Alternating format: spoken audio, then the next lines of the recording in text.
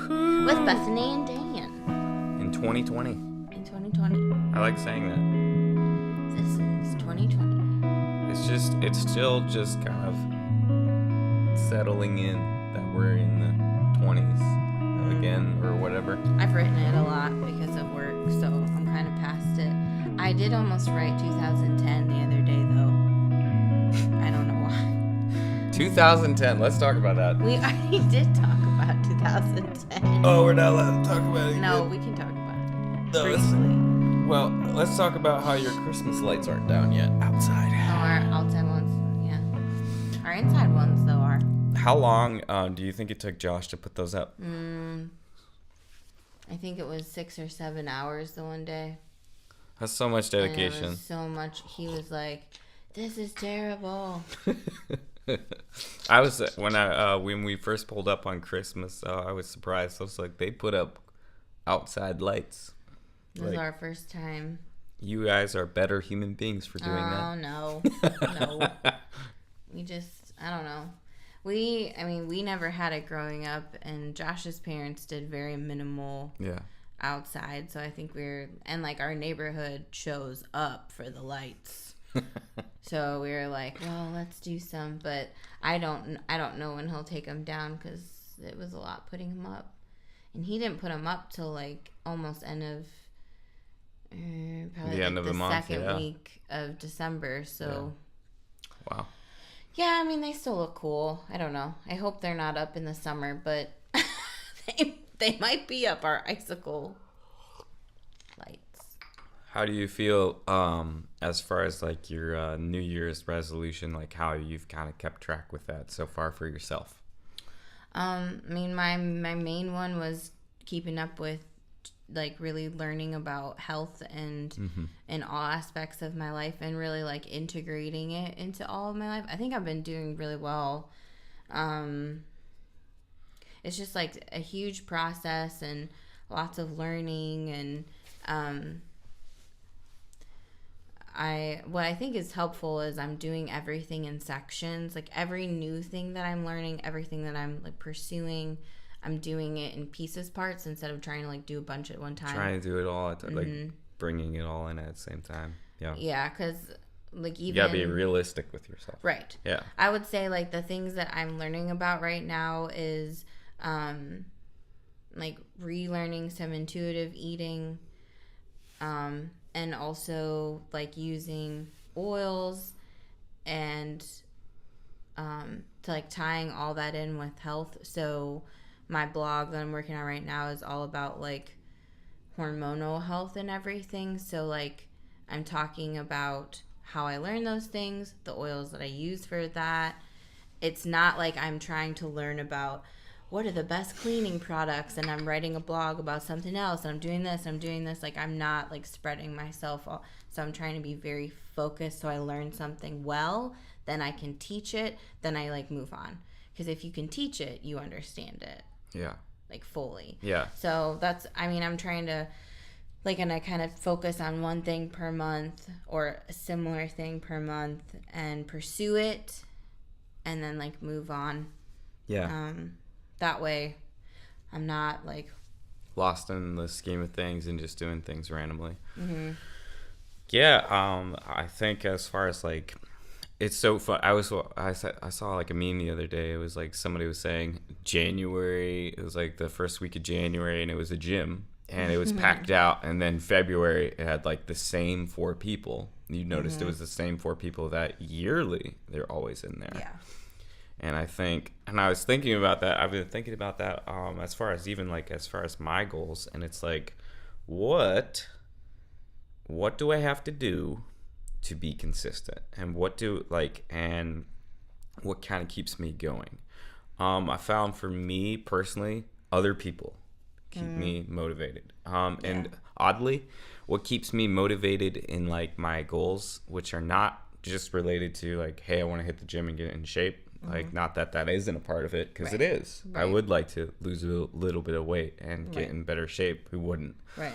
Pretty much everybody. Pretty much everybody. But the people that I really draw from are actually just gym people.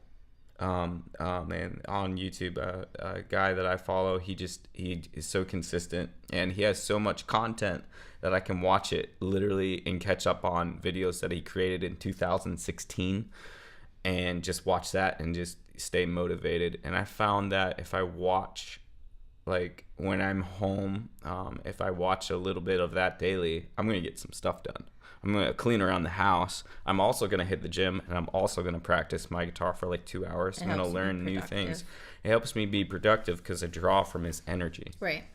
And it's Mm-hmm. And it's just a huge motivator for me. And it's like, I don't just sit like, some days it's easy to just like create your own energy because you're so motivated and you're so excited. Right? Sure. Excitement is a huge thing to have. Mm-hmm. But it's just like what keeps you going. And that is what I want to talk about today a little bit. Remind me and us, what were your New Year's? What was your goals? I don't remember. I think it was just to kind of become like wiser about like my decisiveness, just to kind of take time with it and spend more time before I make decisions, and like even conversationally, just to be kinder in that manner and just not always just write things off so quick, and then also just continue with what I'm doing, and definitely to get in shape. Right. I feel like I used to be like, oh, like I'm always like, oh, I want to be in better shape, but like, I mean, even probably when I am more in shape, I mean, even when I was more in shape, that was still my goal. So I think it's just an ongoing goal. Yeah. And I think you just kind of have to, like, and I think, like, some people, like, you know, are negative about, like, oh, starting fresh in the new year. It is a fresh start. It is a new year. Yeah. But, like, it's okay if you do some of the same things. I think I heard this really cool thing about somebody talking about putting habits and how important it is, one, to have habits, but we all think, oh, okay, we're gonna look up something online of how do you make a habit for yourself, or what should we do. And so we use something else that someone has created for us, and she's like, think about the things that you habitually do every single day. Why are those things easy? And then format your new decisions around those types of habits. So, like, I really want to have a morning routine. I think I said this, like, before. But, because I want that to be, like, part of, like, my health journey. I want to have a better morning routine. I'm not waking up earlier than Lincoln. Like, it's not happening because I'm getting sleep. So, my morning routine is with him. Because we do things in the morning together. We both eat breakfast together. Like, he plays. I read usually while he plays. Like, instead of trying to keep everything separate, like, instead fitting it into your life, that you already have habits going on. Yeah, you're not going to add something that doesn't make sense or goes beyond and above, unless you're my wife. And it has to make sense to you, or else you won't keep to it, kind of thing.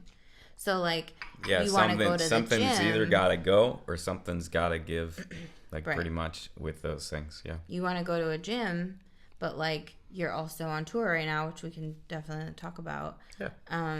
So, like, maybe, I mean, you used to always go for runs and stuff. I'm really looking forward to going for runs when it gets warmer. I know. That's the same and when I'm not possibly getting sick while running, because it's actually a huge priority to not get sick. You have to save your lungs. I have to save my voice. I have to be healthy to be able to tour, because I can't tour while vomiting. No. Speaking of, I think, like, a big so I think this year, because for 5 years I just kind of worked a normal day job like everybody else, pretty much, 9 to 5 kind of deal, similar to it at least.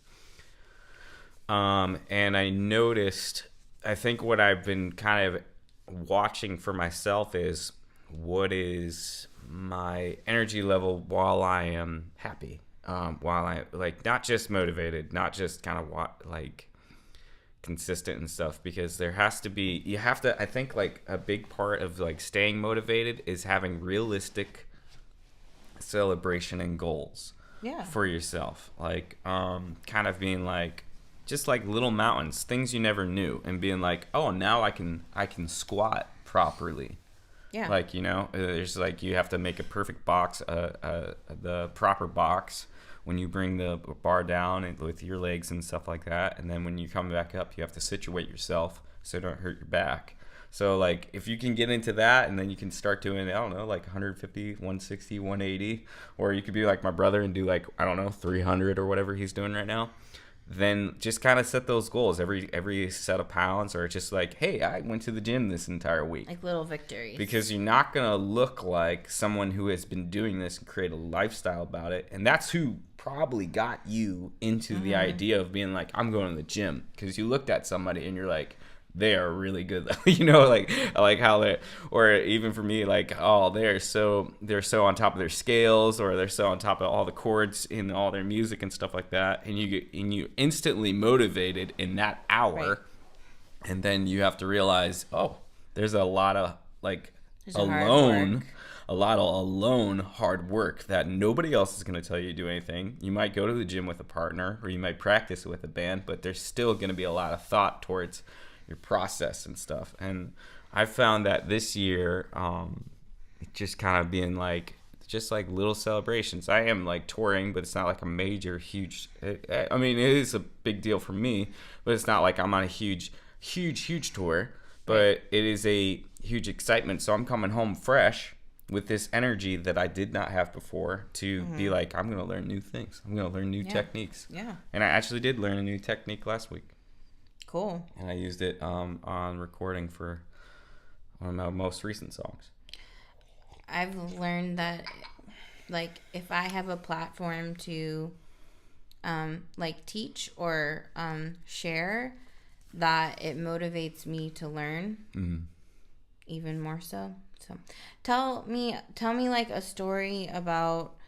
You just started the tour, so yeah, it's still kind of new. But like, definitely new. Tell me like one fun story that has happened so far. So the last night in Shelby, Ohio, which is pretty close to Willard, which is like an hour south of Sandusky,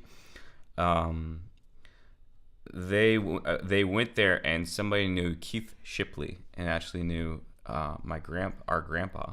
Oh yeah. And they were like, well, you better be up to Shipley par when you do this music. No, they didn't say it like that. They were joking and stuff like that. And I said, oh, all right. And afterwards, the guy came up to me. He said, pretty good for a Shipley. And that was pretty funny. Oh, my gosh. That was pretty good. Yeah, I've just enjoyed it. I'm just so grateful to be a part of it with my friend. And I got to lead worship in a church in Sandusky, and I did not know the set list. I figured out a set list that might work in this church. I had to be kind of sensitive to the denomination, which we still have not decided which denomination they are. But it was a kind of like a black gospel church. Say? No, like literally they didn't tell us. We couldn't figure it out, and there were certain things that we were catching, but it felt like a vibe of something, and then it wouldn't be that at all. Like, we were thinking it was Baptist, but it wasn't. Or we were thinking that they were, like, something or something else, and it was, like, what is this? So we kind of, like, assimilated. They're their own thing. And I had to make a set list around their songs. And I came with a certain songs that I'm going to be doing for worship in probably any other church. It should be fine. But their denomination, or what they are, their congregation didn't know it. And it was kind of... this time it was like a little bit older, and I didn't think they were going to appreciate it so much. So I threw together a set list in like 5 minutes. So that was definitely a little bit of stretching, and just but it worked out really well. And we're going to be going back to their church hopefully sometime this year, and I really enjoyed them. That's cool. What is the name of your tour? The name of the tour is the Almost Home Tour. Almost Home Tour. Yeah, and it's based off Egypt Speaks book with the same name. Okay. The Almost Home. Mm-hmm. Cool. Pretty good for Shipley. Why do I feel like sometimes our family is like kind of like, sometimes it's like people like to joke about us? because we're ridiculous. Like the joke about us? I don't know if joking is the right. You mean just kind of be like... know. Like, not that we are a joke, but like that, I don't know. We do like really different things and people are like, oh, like, of course, that's what you would be like, or... Yeah, pretty good, witty, very Shipley, like very like witty or something. Like I feel like some people know us for our wit. I don't think currently. I don't think we're that witty. Oh, I think we're totally witty. I think we're kind of goofy. We're goofy for sure, but we have a lot of wit too. I think we have like good thoughts. Like witty to me is like clever in conversation. And have that like quick. Really fast. Well, me and Gabby at least, like we're like something that we like have to play in conversationally, like for each other's sake, is like who's gonna be, not that we speak this, but like who's gonna be like listener today and who's gonna be like the creative today, or who's gonna be the achiever, who's gonna have the vocabulary. Like it's not something we speak, but literally it's always so spectacular. Yeah. Not saying that our lives. I'm saying that we just like love. Enneagram you guys are together. No, like you each. We're probably something both very similar. Very similar. I feel like. Do you know what it is? Have you? No, I don't look up that stuff. Yeah. Because I feel like I feel like it could be like really accurate with a lot of things, and then I'll start to probably put myself in a box. Oh, I don't think you would. I don't know. I mean, there's a couple things with the type that I am that like don't fully align. Mm-hmm. But that doesn't mean that I have to align with it. I don't know. Mm-hmm. It would be funny because I would be curious. Because I'm not going to say what I think you guys are, because that kind of like defeats the purpose, because you like figure it out for yourself kind of thing. Yeah. But like I have an idea of what you guys might be, and I feel like you would be like the opposite, but like because you're one thing and then you have like a wing of something, so it's like, and the something is like the next letter, not the letter, the next number, and I feel like you guys would be like opposite. Yeah. But the same. Yeah. No. I'd be curious. I would think so for sure. Yeah. There's a lot of aspects for us that are like, oh gosh, like we're always going at, it feels like 100 miles per hour at whatever we're trying to do, and we're very focused, both of us. And she definitely inspires me. And that's why I literally in my younger years of being like, not just like younger years, but in my young 24-year-old mind, which isn't that much different than now, but I felt like being married at 24 in this time frame was quite young. Sure. And I turned 25 shortly, but I still felt like that was still very young, but I felt very positive that this is my spouse and this is who I'm supposed to be with, because like she, like, not only is she like beautiful, but she literally challenges me. There was not one time I could, like, what was so funny with her when we were dating, I could never shock her with something I was doing. She was like, oh yeah, I know somebody does that. Or just like, she just like knew everything. And I was just like, kind of like a little challenged by it. Like, okay, this is a little hard to, like, so that has been our part of our relationship. So, but she keeps me grounded with kind of my goals and stuff. And I just try to be as motivational and supportive with everything she does too. Yeah. I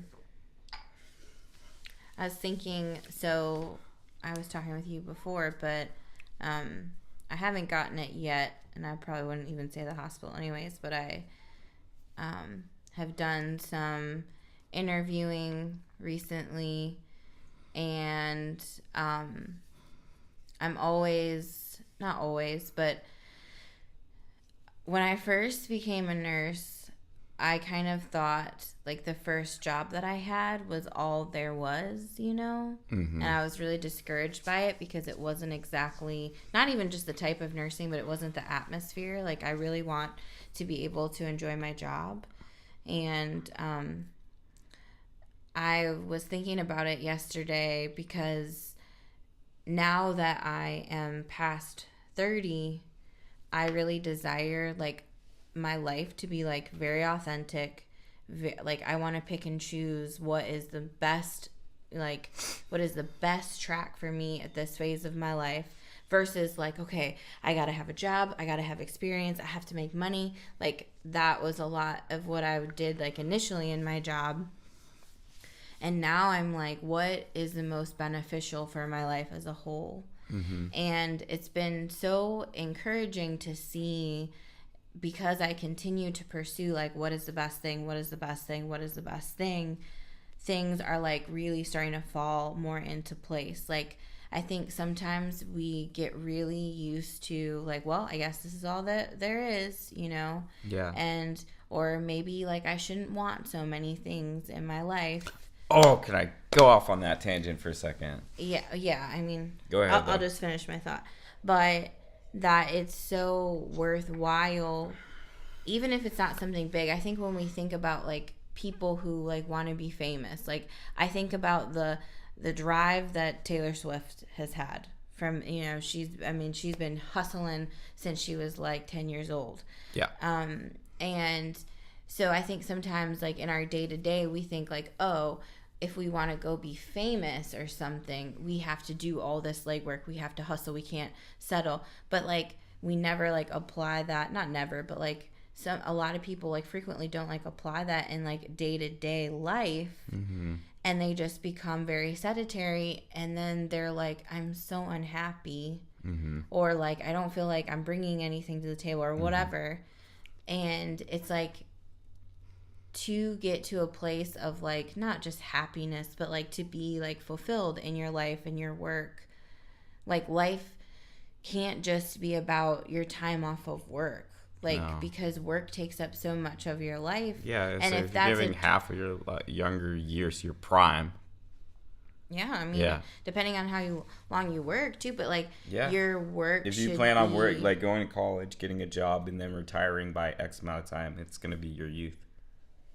Yeah, I mean, it's going to be like most of your life, really. Yeah. So, you know, and like some people have the ability to do different types of jobs, and, you know, some people work from home, but even those things can become monotonous. Yes. So that desire to always be, what do I need right now? Like, what fits my life the best? What do I want to pursue? Like, for me, I want to go back. I want to get my bachelor's because I think I'm finally at a place where I'm like ready to like pursue school again, because I was not when I finished my degree. Yeah. I was like, and I was, you know, I want it to be fully paid for. Yeah. So like that is only going to happen if I have like a job that will do that in fullness. So, like I've been really struck by like my overall like goals and desires, and like letting that like really propel. That's impressive like too. What I want. That's really impressive too, that you're driven like that, because in the society we live in currently, they say that women are very accepting of the work format that they're in, and like their wages, the wage gap exists or something like that exists because women are accepting of that. Whereas you're like, no, I know what I have to do. Mm-hmm. I know this is how much I have to be paid. I know this is what what needs to be paid for free, and I can't accept anything less of that. Mm-hmm. Probably through experience and stuff. Yeah. But I always appreciate it, because like as far as like something as far as a wage gap, like it shouldn't exist, and like there's women that make more in certain areas. I work such, in a more dominant women field, right? So there isn't a wage gap. Like we get paid. I mean, I think that's why I'm learning about more of like, you know, the women oppression, but like I'm not unfortunately, but fortunate for me, like because of the type of job that I have, because of, I mean, even now I can talk to Dad and like he hears me. Like I've always known that like my voice matters no matter who I'm talking to. Good. But I know that that is not an experience that everyone has had. So I'm trying to learn and be sensitive and like empower women, because like sometimes I think it turns into like men shaming, and I refuse to do that, because you're men just returning the problem of years of something that's been done to you, right? And it's like we cannot diminish the favor to feel better, because one, it doesn't work. Just go be better. Just go do it and be be the best human being you can be. Right. Because as far as like some like there's no such thing as impossible, especially with the God we serve. If you have something in your heart and you're going to go out and do it, and he placed that there, and you feel like you're like, I'm going to get a better life for myself. I'm going to get a better life for my family. I'm going to get a better life for like, I'm going to hit my goals and stuff like that. Nobody can tell me no. That's the whole thing with my certain drive and ambition I had. If it didn't work there, I got to go back to the drawing board, figure something out, and then find something that works and just stick to it. Right. And I think everybody thinks like, oh, I need to just finish nursing school and like I will immediately have the job of my dreams. Yep, you've arrived. And everyone will understand me and the doctors will the misconceptions, well to me, and everyone will respect me. Yep. And if I'm book smart, like I'll get places in life. And not that those things like they may have happened for some people, but like the hard work even after school, like that's something I think like a lot of people don't really think about, or even just learning how to take care of yourself with, you know, working 12-hour shifts. And like I used to be like, I can never do night shift. I can't like handle it. But then I've done a handful of night shifts over the past couple months, and like you just adjust your life, like you change your expectations and you take care of yourself. But like it's all a huge learning process, and it is time. Like we would all love to show up and be the most like able and capable and, you know, like the person that everyone looks to for advice. Oh, we love that right now. Oh, of course. But like it doesn't happen right away. No. And it happens while you're alone. Even if you're the smartest person, it happens while you're, it won't happen to you right away. And all that kind of like flexing and stuff or whatever, just like figuring things out, that happens in your head, or it happens while you're alone. And that's something that like when you reflect. Musicians, like specifically, if you want to be really good at your instrument, you're not going to be using it most likely when you're practicing with a band. You're going to be doing that alone, or you're going to like, I don't know, just like reading, like, or just like learning about things. It's just little things you pick up on and such, and it's things that are. I like being 27 in the fact of like, oh, I've done a few things in life now, you know, like that's quite an enjoyable thing. I feel like I know a little bit about hopefully what I need to get through life and stuff, but it's like it's just, there's been a lot of things that I've kind of compounded, and what I kind of, for my thing, I'm trying to not plateau, because I feel like I've hit a certain amount of knowledge, just to kind of keep pressing into things. And whenever I get on Instagram, it's specifically with guitar stuff, I always feel like, oh, I don't know anything, because I'll start comparing myself to people. But it kind of, there's been a benefit of being on such a social media platform that I've been like aware of like what else is going on and what else can be done, which I appreciate. But I also lost a little bit of myself. I feel like over my past years, kind of literally learning from other guitarists and just learning theory and such. But I'm getting back to that, because I'm doing my shows, I'm doing my songs, and there are specific ways that I've created my songs for my shows that I've been drawing back to, like, oh, this was a little bit of genius here. This was some good thinking. Of course, I didn't know the theory behind it, but it sounded right. So now I know the theory, and it sounds right, and I know what can come next, which is really great. I think so that in your 20s, you're like throwing a lot of things out there. You're really experiencing a lot of things, and I think that's sometimes why you can, like, quote unquote, like lose yourself, because you're just experimenting and you're trying and you're learning. And then I think like as you get closer, I mean, who knows what 40 is like, but as you get closer, don't want to talk about that. As you get closer to 30, I think you kind of like, I mean, from everything that people have said, like you kind of like progressively come back to like, what are my core values? Yeah. What do I personally, how do I want to be perceived and known? And you worry less about like fitting a mold, you know? Yeah. That's good. I think, and what we could just kind of tell people, just like, you know, as far as like New Year's goals or just personal things you're progressing towards, just find a consistent basis, and then surround yourself with people that are already doing it, and learn from people that are better than you. Learn from people that are more knowledgeable. Even if you're really good at something, you can find somebody who's really knowledgeable about something, and just always surround yourself, keep yourself in learning status. And what you will see is the people around you will kind of come into knowing you for that certain thing, whatever it might be. They'll come into knowing you for that, and they will benefit from that too. But mostly what the crazy experience is just kind of like, you're like, whoa, we're kind of like, there's a certain point where you'll get to, where with the things you're trying to do, you get to this point that you'll kind of look back and be like, whoa, I'm not the same person as when I started this this journey. I'm not the same as last year. I have grown. And if you stick to it, it's just so beneficial. And that's the reward. And that's what will keep you on the track of consistency. Because consistency isn't adding no seasoning to your chicken and just green beans every day and lemon juice, which I did for three months or something like that. And it just, at the end of it, I was so tired of it. Has to be sustainable. It has to be sustainable. You have to reward yourself. Boring. Can't be boring. You have to reward yourself. Go a little crazy sometimes. Be like, I'm not gonna do this on a Friday night. Yeah. Yeah. But yeah. Good. Anything else you want to share? No. All right.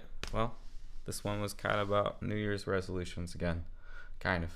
It was a good February podcast. Good February. Hope you guys had a great Valentine's Day, and check out our Instagram. We got some cool stuff there. If this is your first podcast, we got a lot of them. If you guys would like to listen to them, you can follow me on Instagram at ClevelandGuy91, and then Bethany, what's your Warner Lady. Just like that. That's it. That's it. All right. Be blessed, and we got another one coming out soon. Thanks for listening.